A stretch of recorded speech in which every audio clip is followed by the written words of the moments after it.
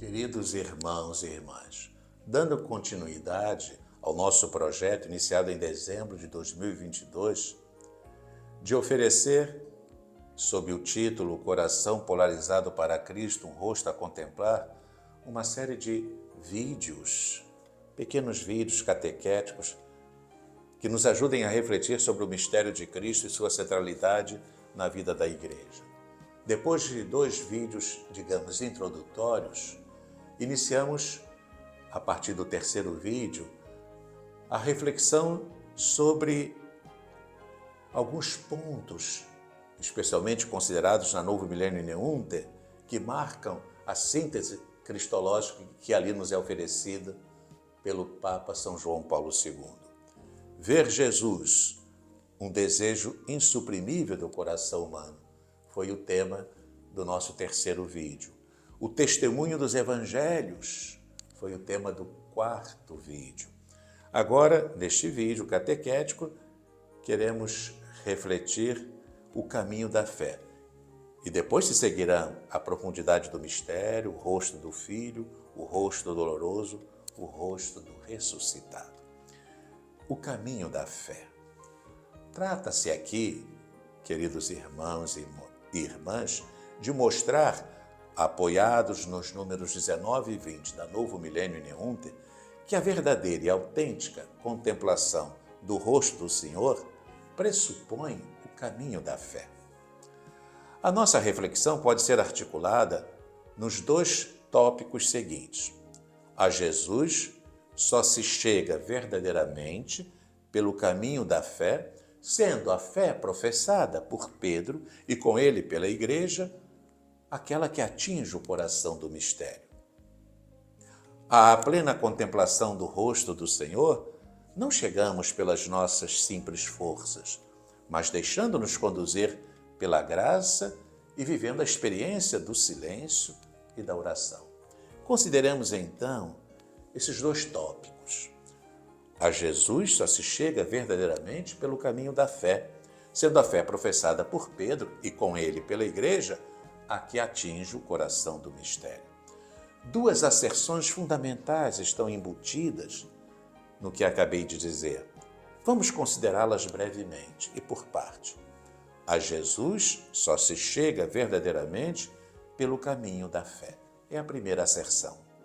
O evangelista João, narrando o encontro dos discípulos com o ressuscitado, assim se expressa: Alegraram-se os discípulos ao verem o Senhor. Alegraram-se ao ver não outro Senhor, mas o mesmo Jesus com quem conviveram. De fato, como afirma São João Paulo II, o rosto que os apóstolos contemplam depois da ressurreição era o mesmo daquele Jesus com quem tinham convivido cerca de 3 anos e que agora os convencia da verdade incrível da sua nova vida, mostrando-lhes as mãos e o lado.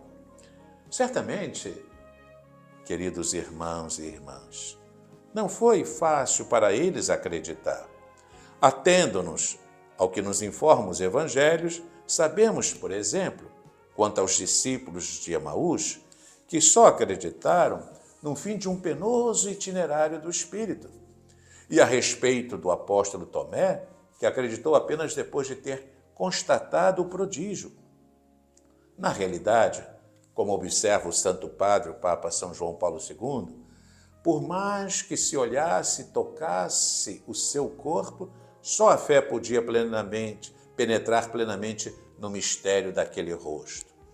Tal experiência, como ainda afirma o Santo Padre, deviam já tê-la feito os discípulos na vida histórica de Cristo, sempre que se levantavam questões na sua mente, ao se sentirem interpelados pelos seus gestos e palavras.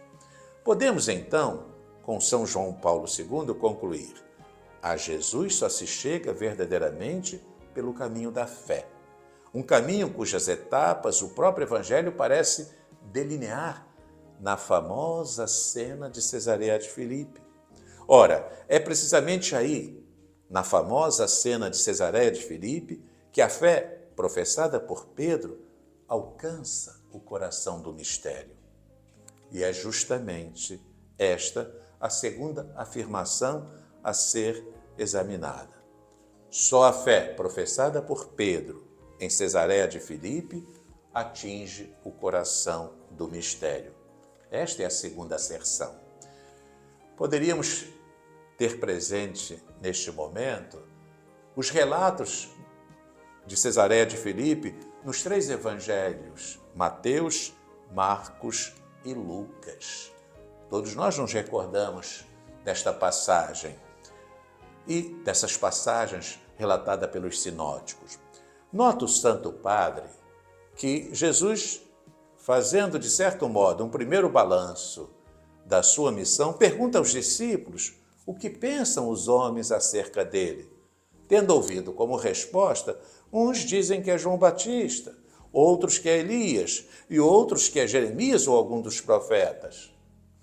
Trata-se, sem dúvida, de uma consideração certamente elevada, todavia, ainda distante e muito da verdade.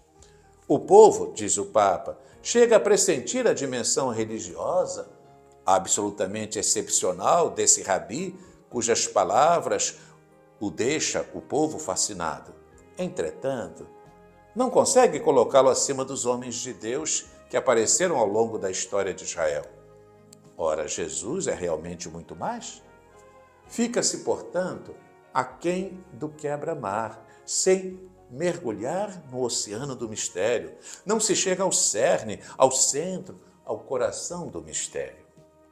Dos seus, porém, Jesus espera mais. Espera um passo sucessivo de conhecimento que diz respeito ao nível profundo da sua pessoa. Dirige-lhes, então, a questão crucial. E vós, quem dizeis que eu sou? Pedro responde, tu és o Cristo, o Filho de Deus, o Filho de Deus vivo. Ora, precisamente essa fé professada por Pedro e com ele pela Igreja de todos os tempos, atinge o coração do mistério, a sua profundidade. Mas como chegar a essa fé? Como chegou a ela Pedro? O que se requer de nós, se quisermos seguir de forma cada vez mais convicta as suas pegadas? Estas questões conduzem-nos, enfim, ao segundo e último tópico dessa nossa reflexão. À plena contemplação do rosto do Senhor, não chegamos pelas nossas simples forças, mas deixando-nos conduzir pela graça e vivendo a experiência do silêncio e da oração. Os relatos bíblicos, que há pouco recordava dos sinóticos, especialmente o de Mateus e o de Lucas, oferecem-nos duas preciosas indicações de como chegou Pedro à fé que atinge o coração do mistério e de como podemos também nós, de modo cada vez mais convicto, professar a mesma fé. São João Paulo II assim as apresenta as duas preciosas indicações. Mateus dá-nos um indício esclarecedor nas palavras com que Jesus acolhe a confissão de Pedro. Não foram a carne nem o sangue quem te revelou, mas o meu Pai que está nos céus. A expressão carne e sangue evoca o homem e o seu modo comum de conhecer, que, no caso de Jesus, não basta. É necessário uma graça de revelação que vem do Pai.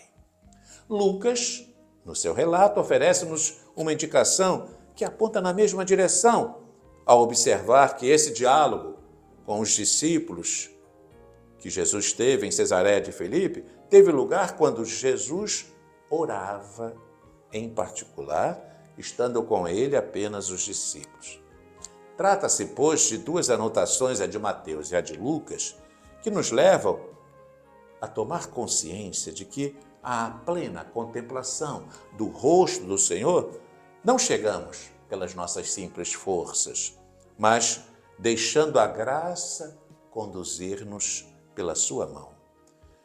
Como bem enfatiza São João Paulo II, só a experiência do silêncio e da oração oferece o ambiente adequado para amadurecer e desenvolver um conhecimento mais verdadeiro, unido e coerente daquele mistério cuja expressão culminante aparece na solene proclamação do Evangelho do evangelista João. E o Verbo fez-se carne e habitou no meio de nós. E nós vimos a glória dele, glória que lhe vem do Pai, como a Filho único, cheio de graça e verdade. Cremos, mas supliquemos sempre ao Senhor que fortaleça a nossa fé, pois para saciar o insuprimível desejo de nosso coração de ver Jesus e contemplar o seu rosto, precisamos, sob a ação da graça e no silêncio e oração, trilhar o caminho da fé. Deus a todos abençoe.